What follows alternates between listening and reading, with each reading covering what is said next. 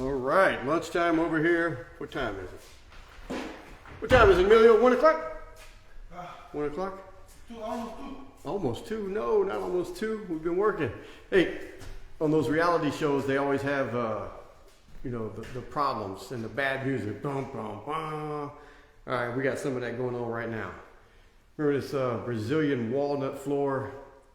It's so reddish, yellow, orange. Trying to bleach it and kill it and get rid of some of the red because we were hoping to go lighter. Just isn't working. Let me turn this around and show you what I'm talking about. Well, first of all, just look, so just having it sanded is already, does wonders.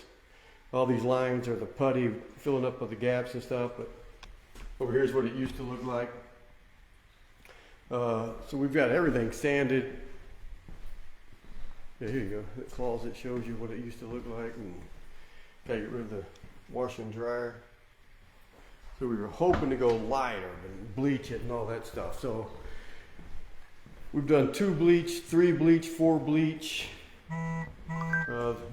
This little area here is 2 bleach. Up here is 3 bleach.